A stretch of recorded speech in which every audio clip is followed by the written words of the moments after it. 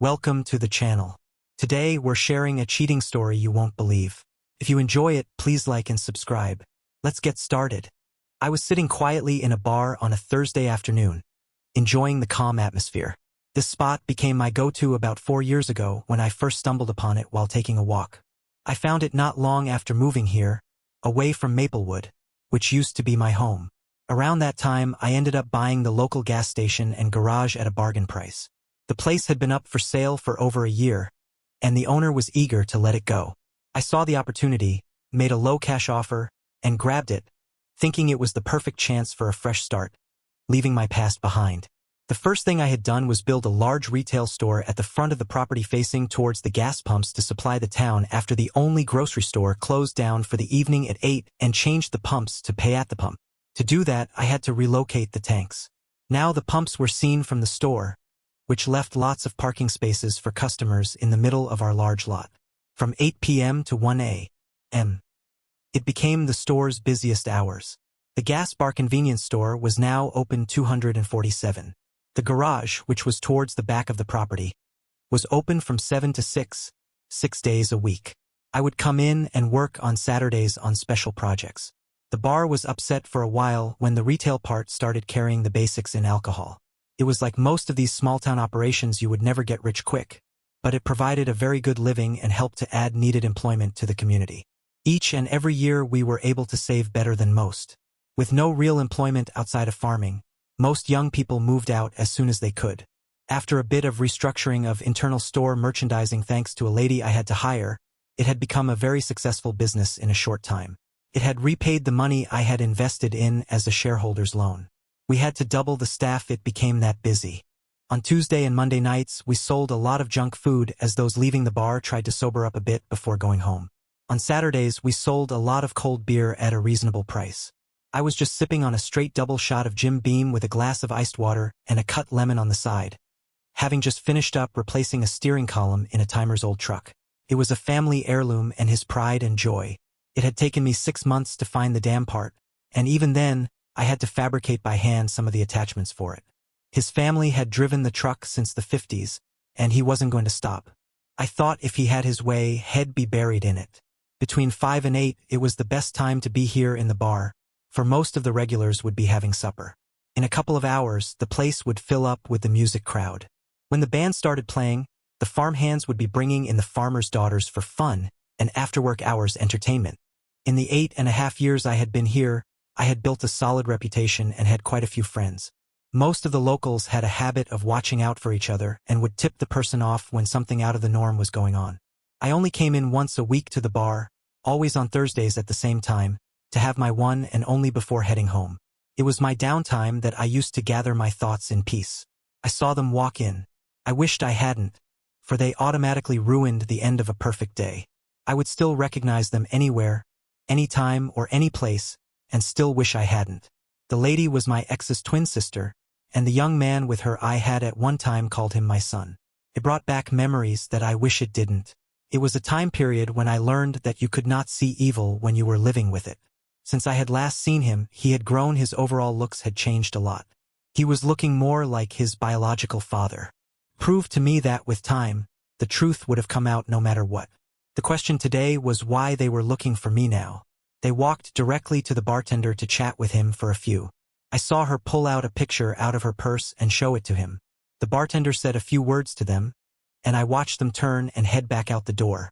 I was grateful for my long unkempt hair, full beard, and mustache, for they helped to give me a completely different appearance, especially since I had lost the extra weight I used to carry. No one noticed a text message I had sent out. All it said was they're back. Be home when I can. It was around 20 minutes later that the bartender came out from behind the bar. He walked over and sat down. What did they want, Matthew? I asked. They are looking to get a message to you. They say they had heard a rumor that you were living here and they came to check it out, Matthew replied. They are saying that a person named Julia is dying of cancer and hasn't long to live. They are looking for you because she wants to make peace. I asked to see a picture of you, claiming that I did not recognize your name. Who are they and what do they want? I took my Camel Red 100 out, took out a cigarette, and ripped off the filter, sticking the smooth end in my mouth before lighting it.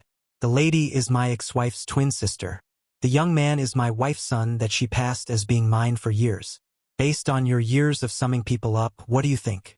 I asked. Were they speaking the truth this time? Reading their body language, he replied, I would have to say that they are trying to be honest in part but are definitely hiding the truth on something big. I nodded my head. My ex-wife and her sister had always been masters of deception, making things appear to be one way to your face while at the same time stabbing you in the back. He got up and went back behind the bar. My mind flowed back to nearly 7 years ago when I had left. That day, I had told them all I would not be back for 6 years. They had all laughed at me as if I was nothing but the fool. I guess to them I was. They learned the hard way that day, for it had been the last time they had seen or heard from me directly. They didn't believe that I was that serious or that hurt. They thought I was just pissed off because of the joke they had just pulled. Little did they know that I had learned a few weeks earlier that our youngest was my brother-in-law's son. It set me on a path of discovery that had led to this point. At that time, they did not know that I had been given proof by a family member who said she had seen me stabbed in the back once too often by Julia and Megan, the evil twins, as she called them. In that old grand lattice eyes, they were black witches that practiced their art with pure evil. Earlier that week, before I had left, we had discovered a freshly acquired insurance policy on me for double indemnity for accidental death. If I died by accident, the payout would be $2.9 million. The Grand Dame had told me to run for my life. When I walked out of our house to my work truck, they had no clue that it was already loaded with everything I wanted out of the 12-year marriage. I drove down the driveway to the county road, turned left, and never looked back. By the time I stopped driving, I was 3 states away. I must admit that I was partly to blame, as I had knocked Julia up when she was 18. I was 20 and just finishing high school. My family convinced me to do the right thing, and we got married that summer. In quick succession, the 2 other children had come along. They were still laughing at what they had done. They thought it had been hilarious. Julia said to our daughters, "Your dad will be back when he's cooled down. He really needs to get a sense of humor." A couple of hours later, my wife saw the sheriff's department vehicle drive up to the front of the house. She went to the door to greet him as he walked from where he had parked. "Are you Mrs. Rhine?" he asked. When she said yes, he said, "Ma'am, you just been served." "With what?" she had asked in jest because she thought it was all a big joke. When she opened the legal envelope, they all learned the hard way for the first time just how much I knew. I had heard through the matriarch Eleanor that my wife had been devastated to learn that I had ended our marriage without a second thought. My lawyer and I had even listed all of our assets and liabilities. The DNA report showed it all. The affair had lasted for a year. The divorce petition had times, dates, locations, and hotel receipts which showed the credit card that was being charged. The provider of the material even provided pictures of the couple in the act. During these events, Megan had been a participant because she babysat our children and there so they could consummate their relationship. Inside the legal envelope, by my request, he had put in a sealed letter. When she opened it up, Julia's sister, who was there, learned I was suing her husband for back child support, marital interference, and for public slander. That's when their laughter stopped. No one thought it was funny anymore. I was no longer the joke they thought I was. It was me who was having the last laugh. After all, their standing joke was that the only thing I was good for in their eyes was making money. Everything I did seemed to turn gold and provided cash flow, so Julia and the kids were spoiled rotten and lacked for nothing. Julia learned later that afternoon that I had sold our 3 businesses I had built from scratch and paid off all our debts. Even the 2 apartment buildings we owned were gone.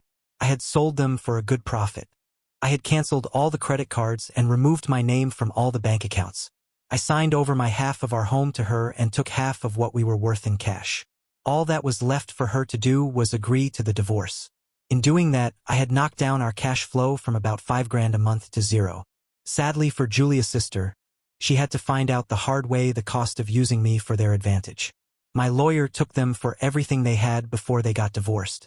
Because of the damage I had done to them all, he had frozen their assets before they were even served. Once their divorce was done, they were both ruined. My lawyer called her back into his office when it was all done and reimbursed her with a quarter of what they had lost. "Why is he doing this?" she had asked. My lawyer said, "It was never about the money with him. For him, it was and still is a matter of principle. In case you don't know, that's something you and your sister have proved you do not have. He figures by giving you this money, it gives you a chance to start over and hopes you will learn from your experience." Julia had refused to sign off on the divorce until she talked to me in person. so we were still both in limbo, legally separated but not divorced.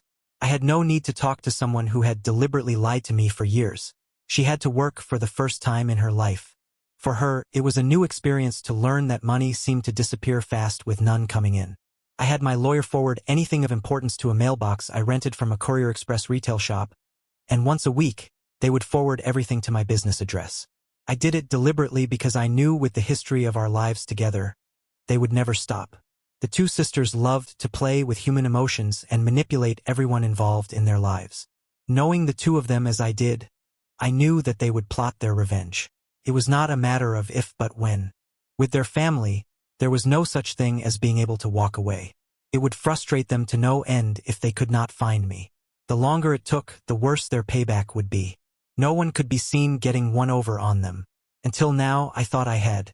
With Megan showing up, I knew their game had not come to its end. I finished my drink and headed for home through the back door in case they were watching the front. I cut through the empty lot behind and walked around the block using the back lanes towards my pickup truck. I was just unlocking the door, getting ready to climb in when the man stepped forward and said, "You're a hard man to find, Mr. Liam Harper, no doubt about it." I turned and looked at him and said, "Just how would you know that?" "My name is David Edwards. Your eldest daughter, Isabella, is my wife," he said. "That can be a blessing or a curse for you," I said, "if she behaves like her mother. So why are you here and what do you want?" "I came looking for you," he said. "Some things need to be settled from the past." "They would be if your mother-in-law," I said, "would just sign the divorce agreement." "What divorce agreement?" Nathan asked in surprise. I told him to get in his car and follow me.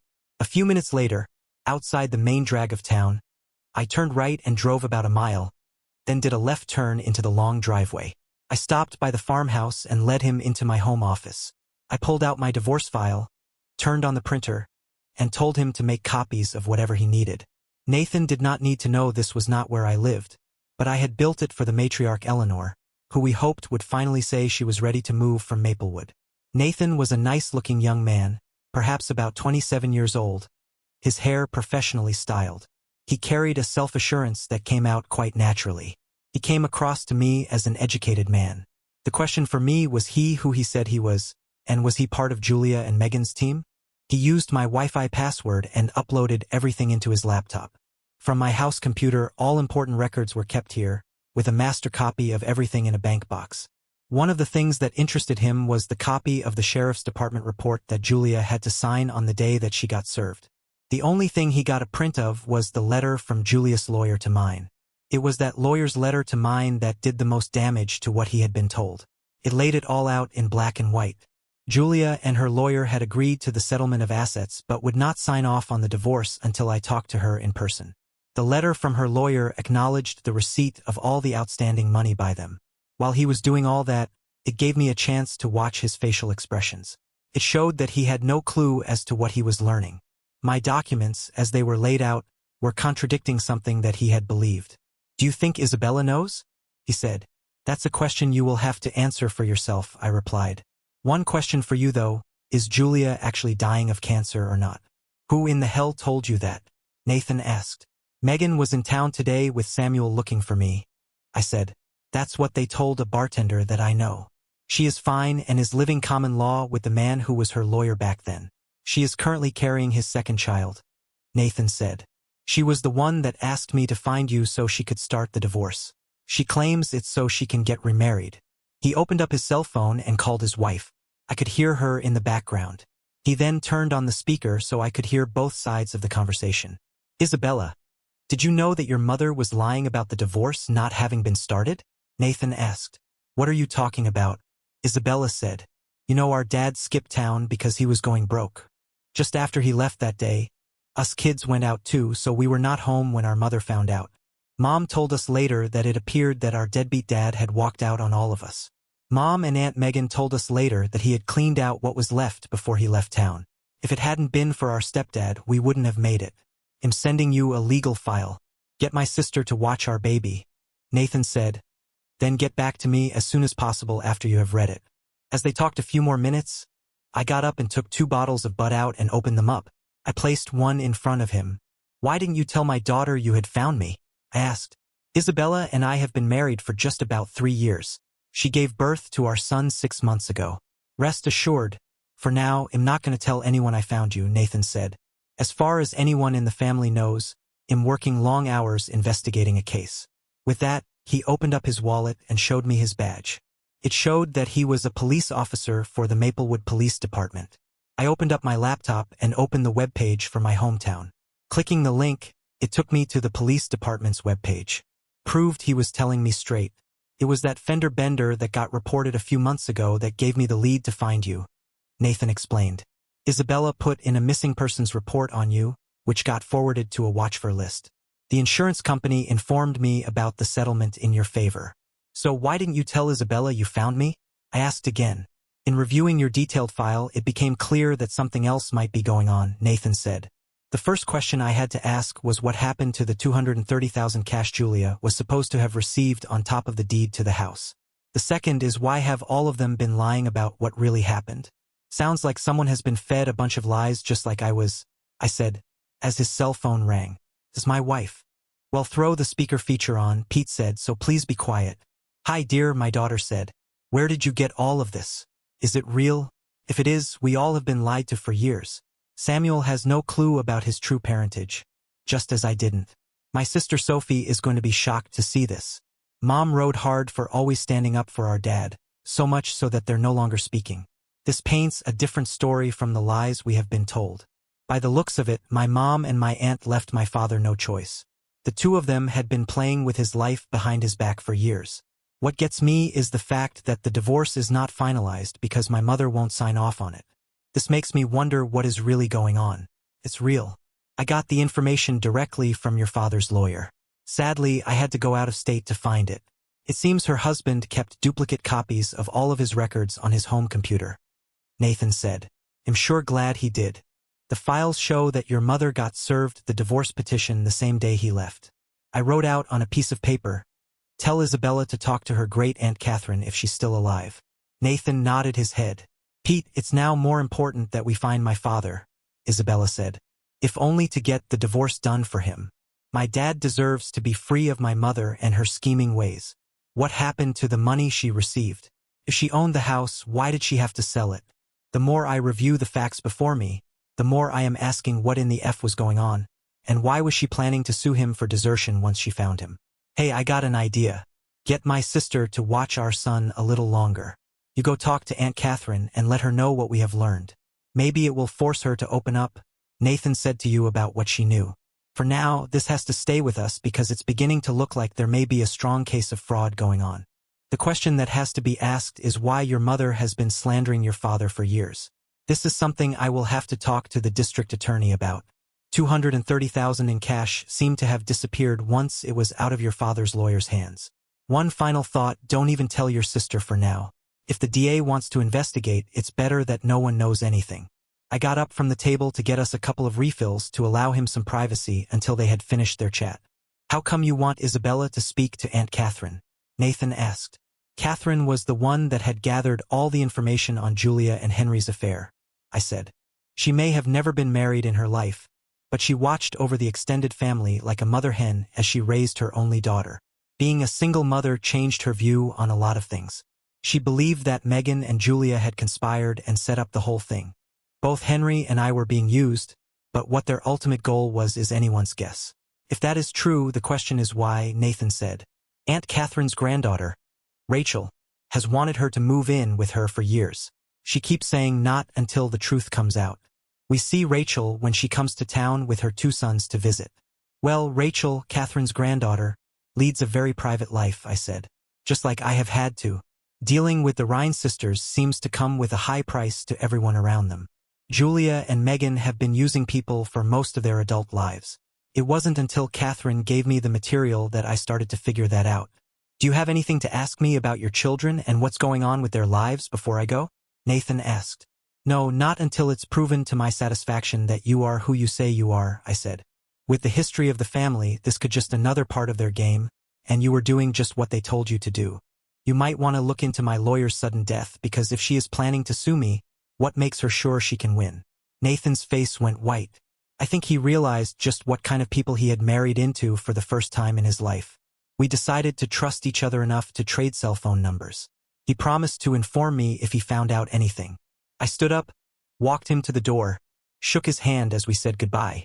Once he was gone, I cleaned up the place and locked it down. I got in the car and headed the long way home to where Rachel was waiting, just to make sure I wasn't followed. It gave me the time I needed to think. My life had improved greatly since I had left the past behind. Did I want to rehash it all over again? Did Julia and Megan have a long-term plan of revenge because of their need to get the better of me? Knowing those two as I did, I knew I had to prepare myself for what was about to be done because if they had run out of money, they would do anything out of greed to get it. As soon as I got through the door, two little munchkins grabbed my legs. I bent down and picked my two young guns up. At 2 and 3, they were the apples of my eyes just as much as their mother. I felt blessed to have all three of them in my life. My common-law wife, Rachel, hollered, "Dinner is almost ready, so go wash up." I gladly did. Over dinner, I told her about what had transpired since I had closed the shop. Never could I have imagined how my life would be the day I left Maplewood for good. When I left town nearly 7 years ago, I had promised the matriarch Eleanor, Catherine, Rachel's grandmother, that I would stay in touch, and I did. I made it a point to call her every other Saturday. It had been 2 years to the day that she called me needing my help. Her only granddaughter was in need of getting out of a bad marriage and needed a safe place to start over. Rachel, at that time, was 14 years younger than I was and had no children. I really didn't know much about her as they lived on an army base and were out of state. But I owed Catherine and was glad to be able to pay her back for all she had done for me. It had taken a week for me to find her a 2-bedroom apartment and partially furnish it for her. For the most part, finding a place in a small town is almost impossible. I got her one thanks to a friend of a friend. On the day of the night I was coming to get Rachel, she quit her job, cleaned her bank accounts out, and packed her belongings. Her husband was going to be served as soon as he came home from his latest on-base military assignment, which was a 2-week intensive training session. They were going through a drill that simulated real battle conditions, thus was away from home for the duration. It was about 9 at night when I pulled into her address with the move-it truck I had just rented for the one-way trip. I had flown in quietly without anyone knowing. With a couple of her neighbors and a few of her friends, we moved what she wanted into the back of the rental truck. I was in and out of her town in less than 4 hours. When I got asked where I was from, I refused to answer, saying for now it was best that no one knows. Rachel and I began to get to know each other as we drove back. It was the middle of the night when her grandmother called her. I smiled when she said, "Yes, Grandma picked me up. You could have warned me that he was a wild-looking bushman who might look half-decent if he cleaned himself up." The next day, Catherine contacted her granddaughter's lawyer to have all her legal documents and communication mailed to my Courier Express box. Rachel had warned us both that her soon-to-be ex-husband would be a lot of trouble. I took a proactive stance for her protection. In time, we would both learn that my thinking about her situation had been right. Rachel, once settled, took over running my convenience store. Within weeks, she proved to me it did need a proper store manager. It turned out to be the best thing I had ever done as it came easy to her. The changes she made, with my approval, made the operation that much more successful. To her, the customer needs came first. Her personality alone brought in a lot of new business. She worked with each of the staff, assigning responsibilities and codes of conduct. It had blessed us by becoming a smooth-running operation with no staff problems. Catherine had to get a restraining order against Rachel's ex because of the ongoing verbal threats he kept making against her. What he did because of Rachel leaving got him a dishonorable discharge, which resulted in him moving back to my old hometown because that's where he believed his former wife would be. Being new in a small town makes you the center of attention, so to keep some of the horny single men at bay, Rachel kept wearing her diamond ring. It gave her protection when she needed it the most and the time to adjust to her new life.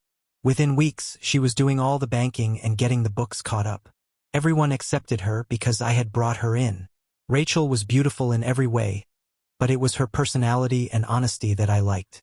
It did not take her long to size one up. She had long black hair that hung straight down, which she kept pinned back off her face.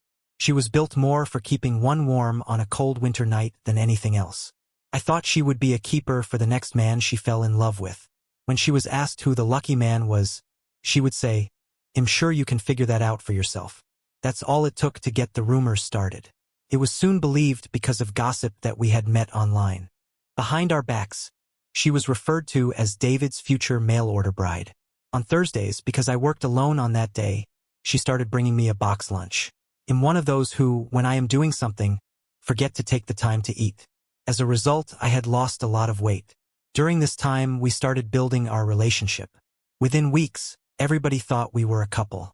If one of us was invited to something, they automatically assumed the other was coming. Neither of us was looking for a new relationship, but we kind of grew into it. Catherine kept us informed on things going on back home. We found it interesting when we learned Rachel's ex was in a friends with benefits relationship with Megan. The day she got her divorce was the day that we took our relationship to the next level. We had spent the night celebrating at the only watering hole in town with a group of friends.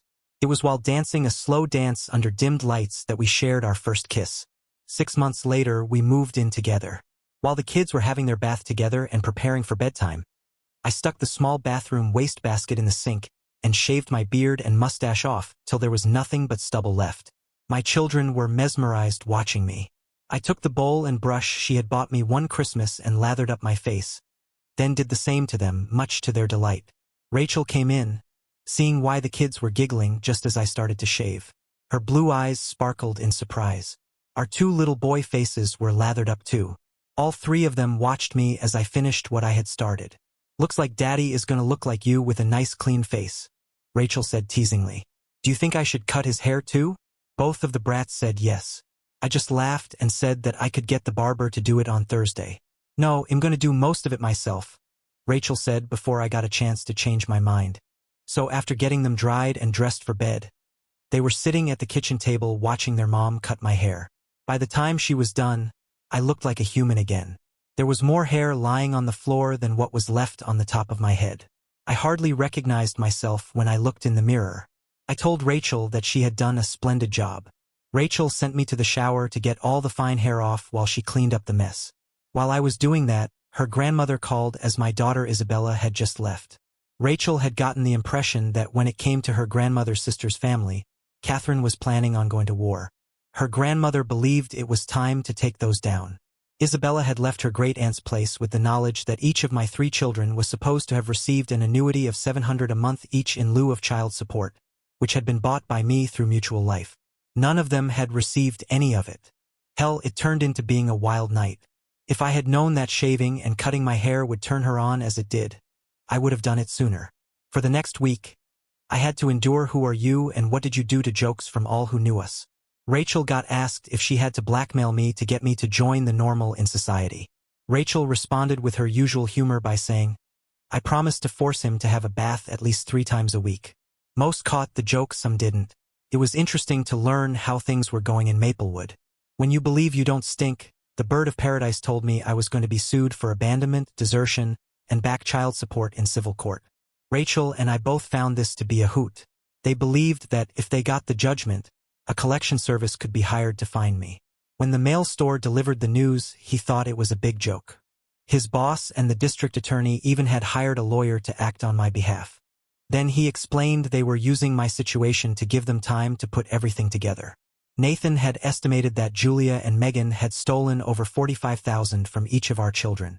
They were looking into my former lawyer's sudden death with new eyes. Rachel's ex-husband was now a person of interest because of it. In reviewing the cold case in relation to what I had suggested, the death by accident was now an open criminal case. If what they were finding out was factual, Julia and Megan could be looking at 8 to 12 years as guests of the state prison. Julia's ex-lawyer, now common-law husband, could be disbarred since he was the one filing the suit. The scam had to be played out for charges to be laid. The lawyer they hired for me would be paid by them. They wanted all the records I had to come out at the end of the trial because by doing such, it would give them time to build a stronger case against them. I had to look in the mirror to see if I had the word sucker branded on my face. For a couple of weeks, we had peace and quiet. Then the matriarch Eleanor, Catherine, called us Saturday night with the news. The paperwork was going to be filed on Thursday. She emailed me everything she had collected over the last 7 years. She had been masterfully collecting a truckload of notarized statements, personal conversations that had been videotaped about what was going on, and the names of 3 or 4 lawyers that would be great in a countersuit that she thought I should file. What stuck out like a sore thumb was the $2.9 million accidental insurance policy on me. Neither of us had known it still existed. That explained where some of the money went. Rachel learned it had been bought 9 months before I had left. Rachel and I spent half the night forwarding all the information, after we reviewed it, to the district attorney. Rachel and I both now believe this was all being done to draw me back so I could be set up to be taken out. The next morning, Rachel called all the lawyers Catherine recommended and picked one. Everything we had was sent to them by email along with a huge retainer fee.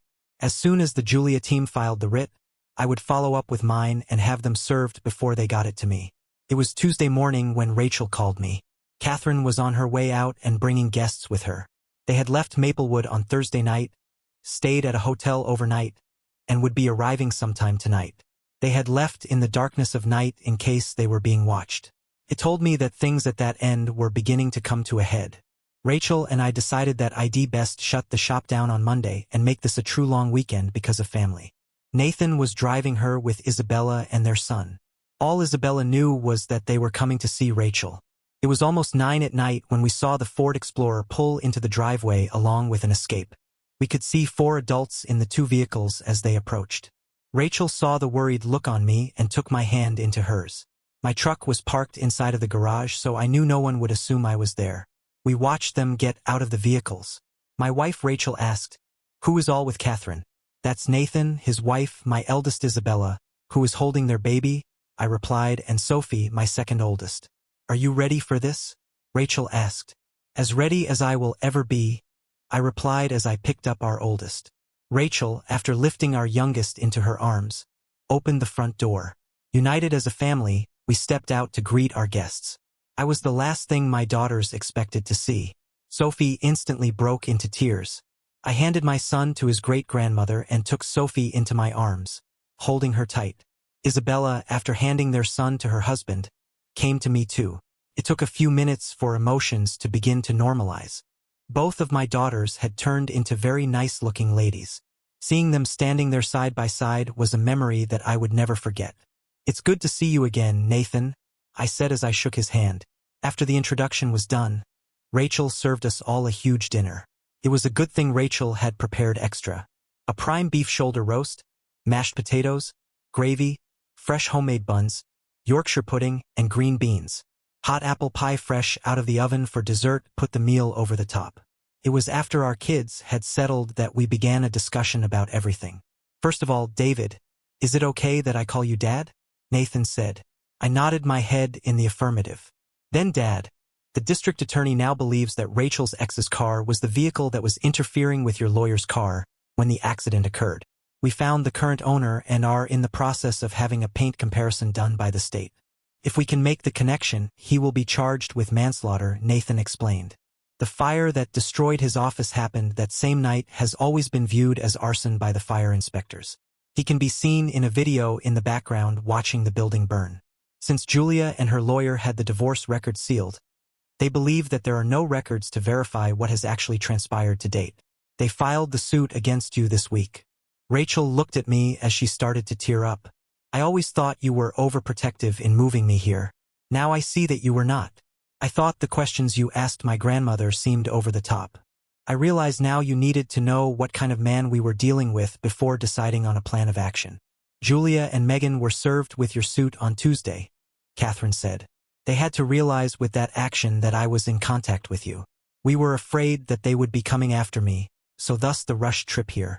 "Grandma, we have your house ready for you to move into," Rachel said. "It's been furnished, so all you need is your clothing." "Got most of it with me in my car," Catherine said.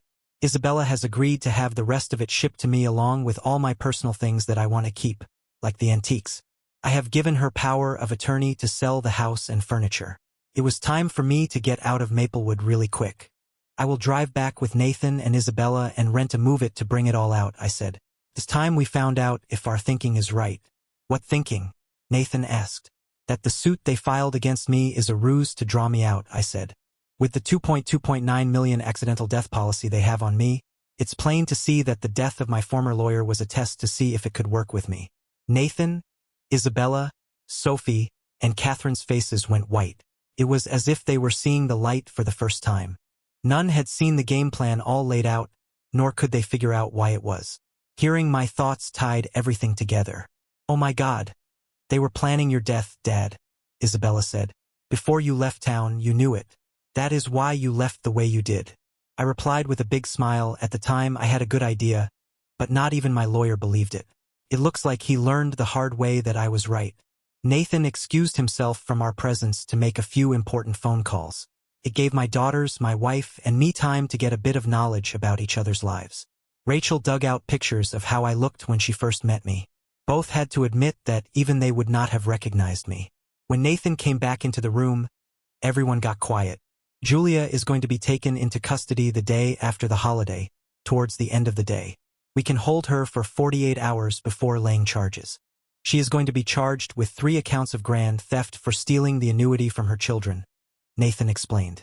We will slow the process down, so it will take a few days for her to get a bail hearing. Dad, if you can fly in on Monday and rent the Move It to drive into town, stop at a few of your old haunts to get yourself noticed. If anyone asks what you're doing, let them know you're here to pack up Catherine's stuff, Nathan explained. That way, Julia will have to be communicated with via the city jail. The DA, when I told him your thinking on the whole situation, said, "You made perfect sense. Until your thoughts came out, we could not put it all together. When you arrive at Catherine's house, we will have police protection for you until it's all played out." Nathan, you are saying that the father of my children is the bait you need to draw my cousins out, Rachel said. What guarantees are you willing to give me that you won't be calling me to inform me I am a widow before we're legally married? I looked at Rachel. She saw the look on my face and said, "Damn, you're going to do it without a second thought no matter what I think."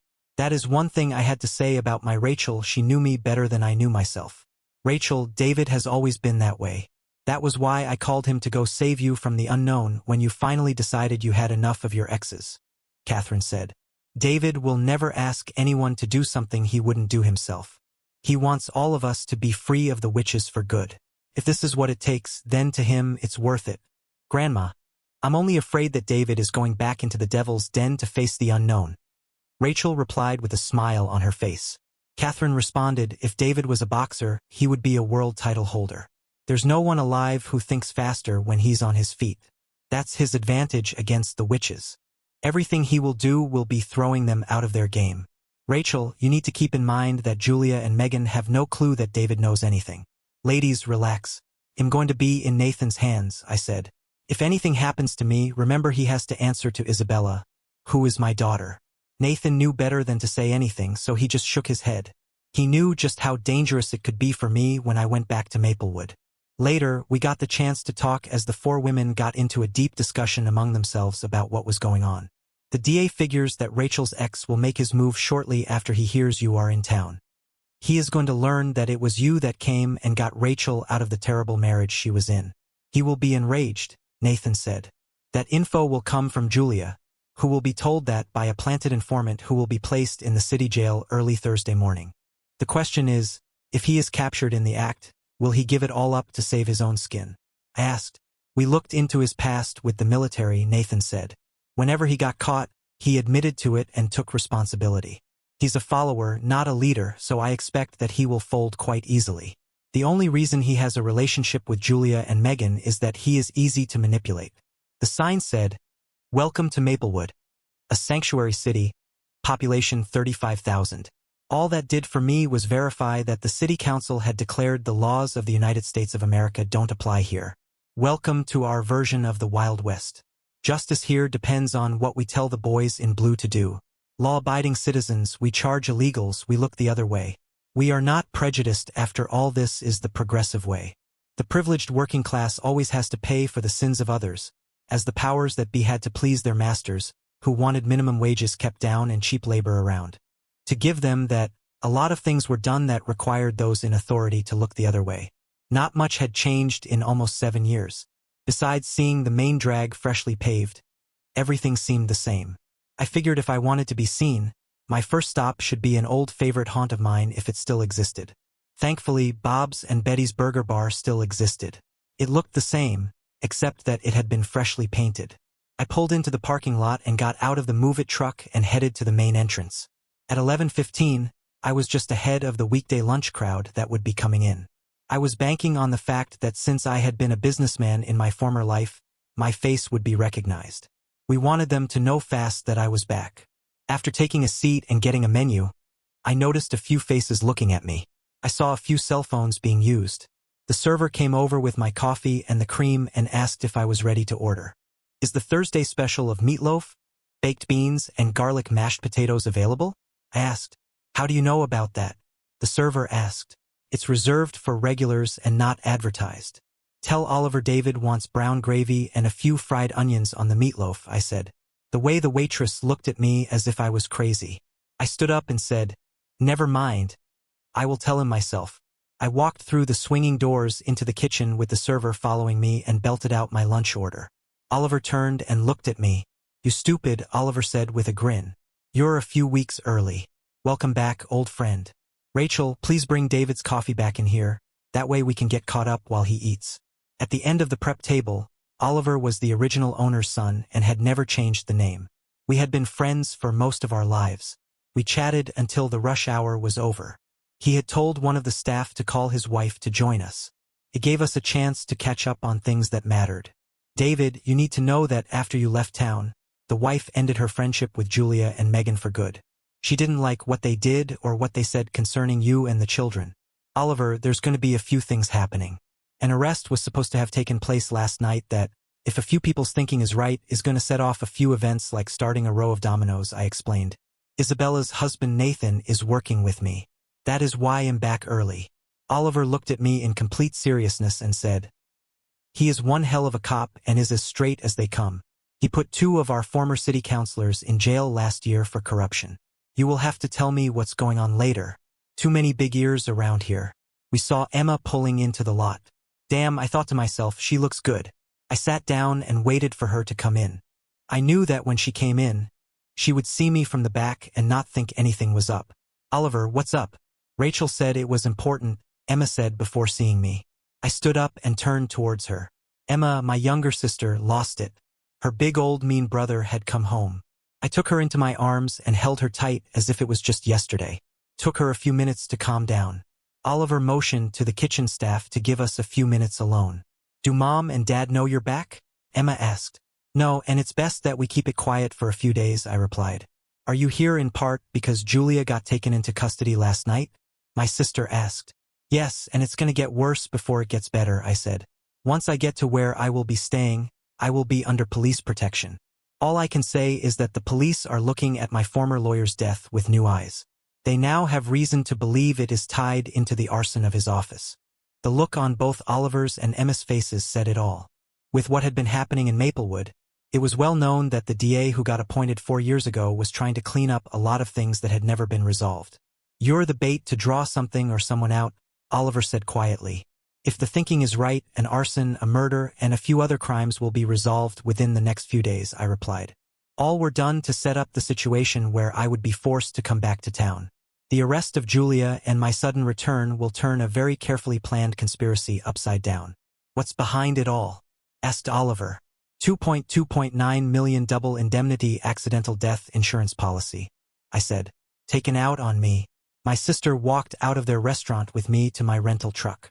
We were standing there chatting when we both noticed Megan driving in. Where will you be staying? My sister whispered. The matriarch Eleanor's place. I'm going to be moving her stuff to her new home, I said. She wanted to be out of Dodge, so to speak, with all that's about to come down. Catherine has left town? Emma asked. She wants to be near her granddaughter and our 2 sons. I replied with a smile. Rachel and I have been together for over 6 years. We have 2 boys who just turned 3 and 4. My sister was in total shock. You and Rachel have Catherine and I have been in touch all along, I explained. When Rachel needed help getting out of her bad marriage, her grandmother called me. I went in and relocated her to where I lived. We believe her ex is the one who caused my lawyer's death and the arson on his office. Do Megan and Julia know you know what's going on? Emma asked. No, but they will begin to learn what's going down when they start making their moves, I replied, as Megan started walking towards us. David, I need you to drop part of your suit against us, Megan said. The DA is laying charges against Julia within 48 hours. Sorry, my lawyer says we can't because of Julia's new divorce petition claiming desertion, abandonment, and back child support, I said. Until the divorce court rules on her claims, everything has to remain as is. You can't mean that. How are we going to be able to get her bail without any assets available? Megan said. You have got a court order freezing everything. Maybe your father might be willing to help by putting his house up as security, I stated. After all, you're both his daughters. Megan turned and walked away, disappointed. Julia and Megan's father has had nothing to do with either one of them, Emma said. Not since he found out about Samuel's true parentage. He says they turned out to be just as evil as their mother. That put another smile on my face. With that over, I got into the Move It and drove towards Catherine's house. After stopping at a few spots to pick up packing supplies, 3 hours later, I was backing the Move It into Catherine's driveway. Using the large mirror, I backed it up as tight to the garage door as I could. After climbing out, I locked it up before entering the house. I walked around it to make sure it had not been disturbed. Catherine had told me she had left the curtains open. I noticed that they were closed. Before entering the house, I texted Nathan, letting him know I had arrived and asked if he had closed the curtains. He texted back that there were cops inside the residence and they might have. With that knowledge, I proceeded to unlock the front door and go inside. Mr. Luke, the officer said while handing me his cell phone, Nathan Edwards wants to talk to you. Hi, Nathan, I said. It looks like those who need to know. Megan talked to me at the burger joint in the parking lot just after I finished having a long lunch. She wanted me to get the freeze lifted off of her sister's assets, and I refused. I heard Nathan said, we got Julia and Megan on tape talking about having to move their plans up. Rachel's ex, Luke, came up in their chat a lot. Julia told Megan to let him know that you know where Rachel is. That alone should motivate him to do what we need him to do. It looks like our thinking is right because it wasn't an hour later that Luke showed up. Julia told him where you were staying. Our informant, who got arrested today, had told her that you had come back to move Catherine. Nathan said. When Luke asked to where, Julia said to where her granddaughter Rachel is. A few minutes later, I could be seen opening up the garage bay doors, going into the back of the van. I could be seen moving out bundles of cardboard boxes as I unloaded all the things I needed to start packing up the house. At 6:30 in the evening, a pizza order from Pizza Hut arrived. I opened the door when the delivery driver knocked. The driver asked if I was moving. I said no, I had just come back to get the stuff to help a friend. Luke made his move about 11 that night. Using a car tire iron, he smashed in the lock on the front door, slipping in.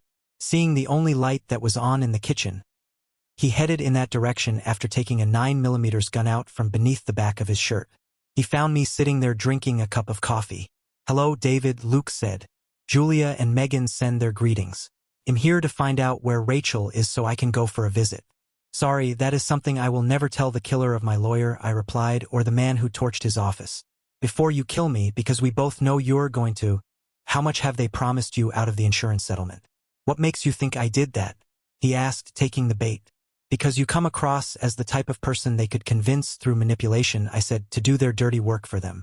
So how much of the $2.9 million accidental death policy on me have they promised you? $2.9 million? They told me it was only for $600,000, he said. I laughed and said, did you know that Samuel is actually the son of Megan's first husband? His face went white.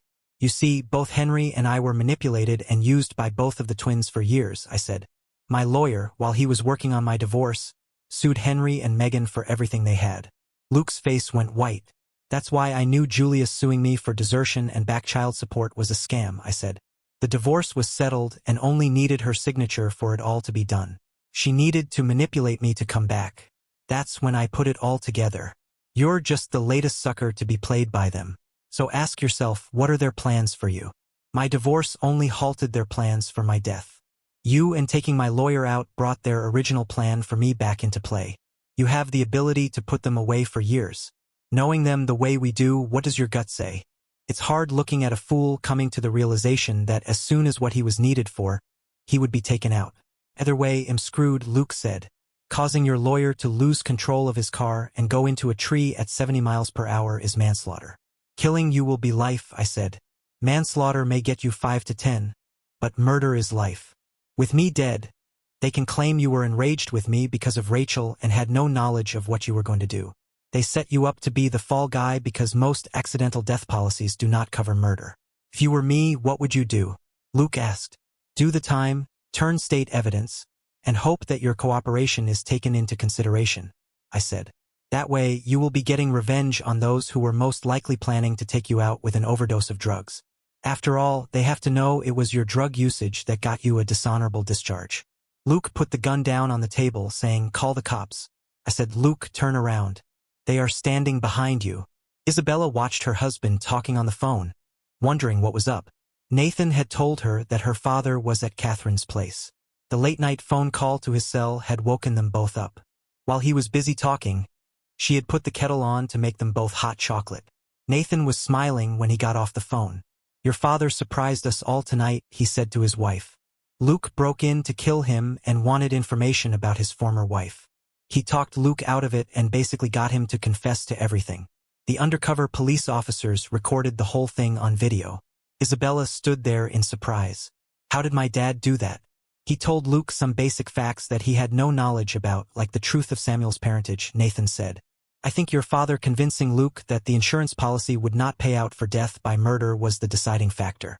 Even I don't know if that is true or not, but it created the doubt needed for Luke to accept the consequences of a lesser crime instead of life without parole. Aunt Catherine said that my dad thought fast on his feet, but I never expected this." "What does it mean for my mother and my sister?" Isabella asked. "If Luke agrees to testify in court against them, they will both be charged with arson, manslaughter, and the attempted murder of your father at least," Nathan said. Isabella picked up her phone and dialed Rachel to let her know. Between the two of them, they made plans.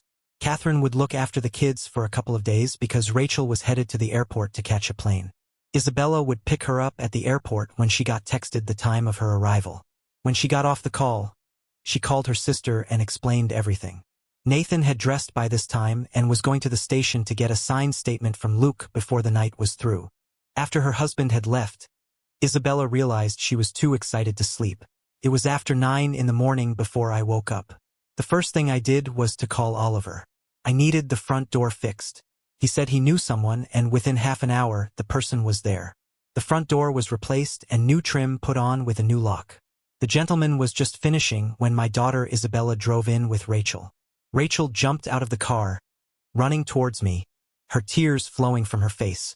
I realized at that moment how much I had put her through these last few days. "Luke was taken into custody last night," I said. "He surrendered himself to the police officers who were here protecting me. I was never in real danger." "If that was so, why didn't you call me?" Rachel said. "Why did I have to learn it from Isabella?" "It was almost 3 in the morning before the police cleared out last night," I responded truthfully. "I decided I would call you today." I took my wife into my arms and held her tight before saying, "I promise I will never put myself in danger like this again." As soon as the repairman was done, we locked up after putting her luggage inside and went over to my brother-in-law's restaurant to eat. Sophie met us there, as did Emma and my parents. Oliver's staff had to throw 2 tables together so we could all sit together. Rachel got a proper welcome to the family from everybody.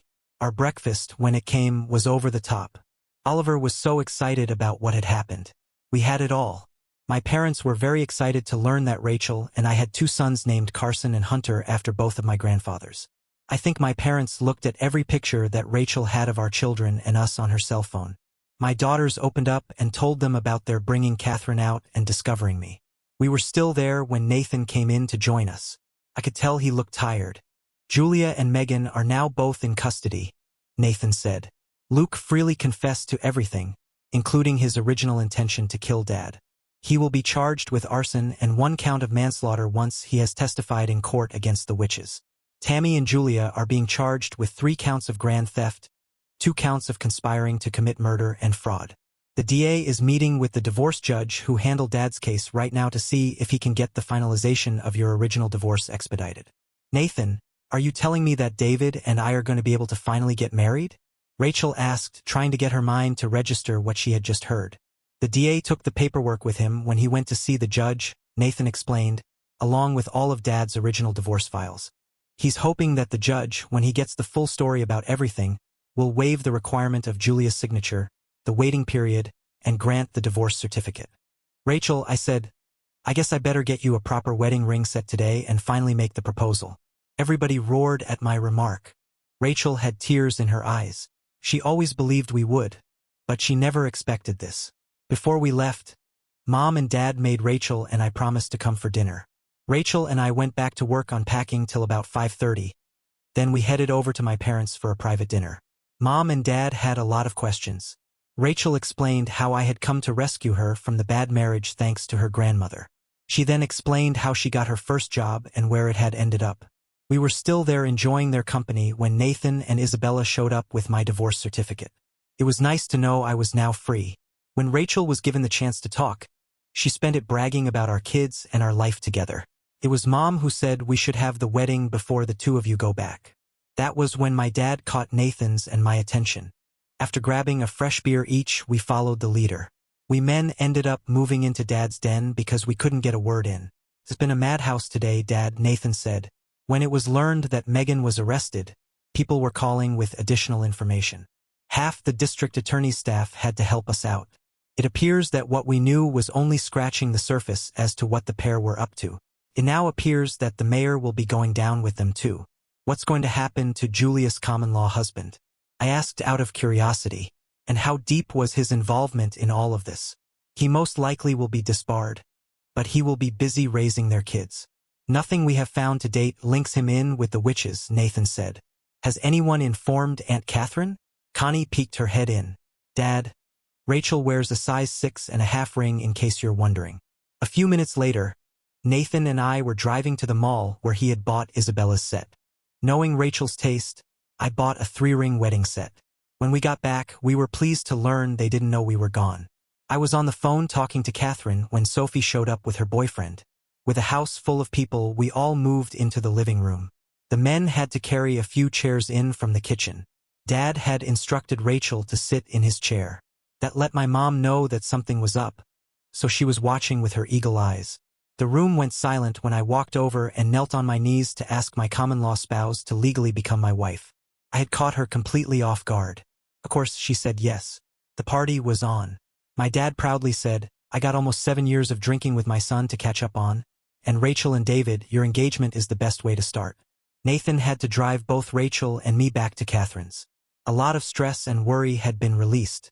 Tuesday, we slipped into town center to pick up the license. Rachel found out she fit into Isabella's wedding dress. Oliver agreed to be my best man. Sophie became Rachel's maid of honor. The DA agreed to perform the actual ceremony. I had to buy a suit from Macy's. There was no way my soon-to-be wife was going to allow me to marry her in blue jeans. On Saturday afternoon, in my parents' backyard, in front of the family, we said our vows to the thrill of everyone. Even the twins' father was in attendance. We had told everyone that we wanted no gifts, but my ex-father-in-law pulled an envelope out of his vest and handed it to me. "David, this is not a wedding gift. It's your inheritance early," he said with a smile. "The rest of my estate will go to your daughters." I stuck the envelope in my suit and forgot about it for the rest of the day. Everybody in attendance videoed the whole ceremony and sent it by text to Aunt Catherine. Somebody asked where we were going on our honeymoon. Rachel summed it up this way: "After all we have been through, once we got Grandma settled into her new home, our honeymoon will be a week in Nevada and a week in Washington, experiencing what fantasy world has to offer with our kids. Because without the family, we would not be where we are today." Just before we headed off to head for home the next day, I gave Rachel the envelope. Inside was a bank draft for $110,000 with a note. It read, "Thanks for helping Karma set things straight. It had always been my belief that the twins had killed their own mother. I will savor watching them getting rewarded in kind for their deeds. So will my granddaughters." Rachel put the envelope in her purse without telling anyone else. After hugging my daughters and my parents, Rachel and I climbed into the Move It. We were heading home without a second thought, finally free from everything from the past. Thanks for watching. How would you handle David's situation? Let us know in the comments below.